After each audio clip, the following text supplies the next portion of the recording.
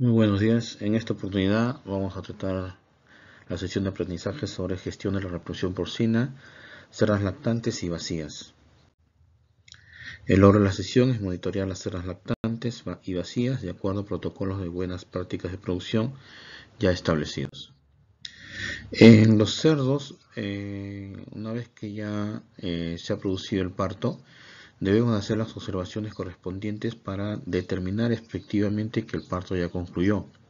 Aquí vemos, por ejemplo, ¿no?, una hembra que ya ha culminado el parto, la panza está totalmente baja, pero tenemos acá la placenta, ¿no? Y en la placenta tenemos que buscar justamente esas partes ciegas que se encuentran en los fondos del útero, de la placenta, perdón, ¿no? Que es evidencia que el parto ya terminó. Algunas hembras presentan algunas laceraciones en la vulva, sobre todo cuando la vulva es muy pequeña. Eso también tiene que ser tratado para evitar justamente que las moscas coloquen ahí sus huevos. En el caso de la lactación puede ser de 21 a 25 a 28 días. El consumo de alimento debemos de tener en cuenta que es al límite y dar a la hembra en diferentes turnos, máximo 5, ¿no?, durante todo el periodo de lactación. Acá tenemos justamente los periodos, ¿no?, desde el punto de vista ya fisiológico. Una cerda está en recría, ¿no?, luego pasa a la levante, gestación, lactación y luego el periodo de intervalo de estetecelo.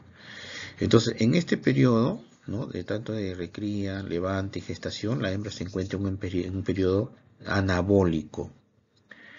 En el último tercio de gestación todo el periodo de lactación, la hembra se encuentra en un periodo de catabolismo. O sea, ahí puede haber pérdida de condición corporal si es que esta hembra no se le da el alimento que corresponde. Y posteriormente al destete empieza una nueva fase de anabolismo. Hay que tener en cuenta que la cerda primeriza llega al parto, ¿no?, con unos 180, 190 kilos. Esta cerda, que está en su primer parto, está sometida a un primer periodo de lactación, lo cual va a recurrir en una pérdida de condición corporal. Entonces debemos tener en cuenta siempre lo que corresponde a la lactación. En cuanto a la producción de leche, hay que tener en cuenta que también debe de tener, si tiene 14 pezones, 14 lechones deben de estar lactando.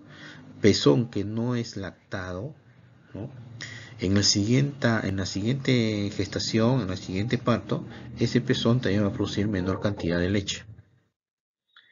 Acá tenemos la distribución de los nacidos vivos por parto. Vamos a tener animales pues que pueden llegar a parir pues una, dos, tres crías, lo cual no queremos si es que la inseminación ha sido muy bien realizada, y sobre todo primerizas que en los primeros 30 días han estado con un régimen de alimentación de 2 kilos como máximo, ¿no?, con unos 2.900 kilocalorías de energía metabólica. Pero también tenemos los extremos, ¿no?, animales que pueden llegar a parir pues 19, 20, 22 crías, ¿no? En cuanto a la distribución de los pesos al nacimiento, también los lechones con bajo peso, ¿no?, que han tenido un periodo pues de baja ingestión de nutrientes durante la gestación, también va a conllevar pues a bajos pesos, ¿no? En cuanto al peso nacimiento, también hay que tener en cuenta nuestros registros nos deben de indicar en función a los protocolos de alimentación que han tenido uno u otro año, si hemos cambiado de repente de núcleo, ¿no?, o de aditivos específicamente, si es que había una variación entre uno y otro año, ¿no? Acá vemos de uno a otro año como hay esa variación en el peso de los animales nacidos. También hay que tener en cuenta que durante el periodo de la lactancia, la cerda debe de estar en una temperatura ambiental ideal, ¿no? Antes del parto, 16 a 21 grados. Durante toda la gestación, ¿no?, de 20 a 24 grados como máximo. Y del cuarto día hasta el destete, unos 16 a 21 grados centígrados. O sea, menor en temperatura para maximizar la producción de leche. En cuanto al lechón, también necesita temperaturas, ¿no?, que van desde 35 días al día de nacimiento y a partir de los 15 días de edad, de 26 a 28 grados centígrados de temperatura ambiental. La producción de calostro va a estar dada justamente por el régimen nutricional que tuvo la hembra en el último tercio de gestación. Y eso es muy importante porque la producción de calostro es individual, es hembra por hembra. Y las hembras primerizas van a producir menor cantidad de calostro comparado con las hembras pues, de mayores partos. La temperatura, ¿no? Hay que tener en cuenta que cuando la temperatura al nacimiento es muy baja, en este caso de 20 grados centígrados, en un lechón del mismo peso, ¿no? Puede llegar pues a tener hasta un 37% menos de consumo de calostro. Y eso va a perjudicar justamente su inmunidad y su arranque en cuanto a ganancia de peso. También tenemos el peso de nacimiento, la suplementación de calostro y la mortalidad. Como dijimos, la menor ingestión de calostro va a conllevar pues a menores niveles de inmunidad y por lo tanto a unos menores niveles de ganancia de peso. El calostrado, ¿no? Debemos de ser conscientes en que todos los cerdos desde que nacen deben de ser ubicados en los pezones con la finalidad de que ingesten pues una mayor cantidad de calostro. El movimiento de los lechones es recién a partir de las 24 horas de haber nacido, ¿no? Si una camada tuvo un tamaño de camada de 16, 18 lechones y la madre solamente tiene 14, hay que hacer que esos lechones mamen el calostro de su propia madre. Al día siguiente es que recién pueden ser trasladados a otras hembras que tengan pezones libres, ¿no? En cuanto al alimento durante la lactación, cuando una cerda consume menos alimento, lógico que va a tener pues una menor pérdida de peso, ¿no? Entonces nosotros lo que tenemos que tener en cuenta es que la ingestión de alimento debe ser lo máximo posible, ¿no? Superando el promedio de 5 kilos por día.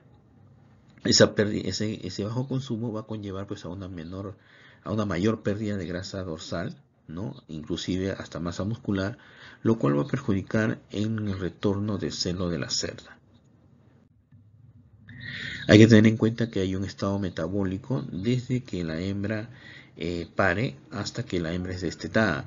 Entonces esta condición corporal no debe ser tan drástica.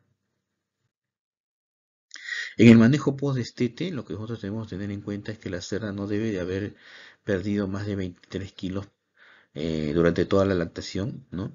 Y esto conlleva que el retorno del celo sea lo más pronto posible. Debemos de tener en cuenta que este retorno debe suceder entre los 4 o 5 días en el mejor de los casos.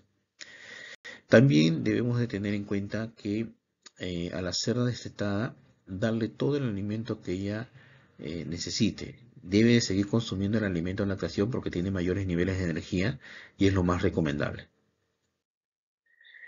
Este es un estudio muy importante en el cual nos da a conocer justo la productividad de la cerda. Supongamos que una cerda llega a tener 10 lechones nacidos vivos y está con 2 partos por hembraño. Entonces su producción, ¿no? Teniendo en cuenta el peso al beneficio de sus hijos, ¿no? 115 kilos y una mortalidad de 9%, esta cerda va a producir 2.093 kilos de carne, ¿no?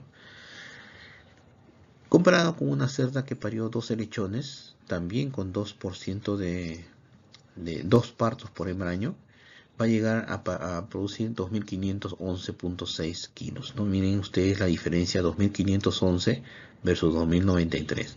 Entonces es muy importante el tamaño de camada, también es importante el peso que logran sus crías y el porcentaje de mortalidad que tengan estas crías desde el nacimiento hasta el destete.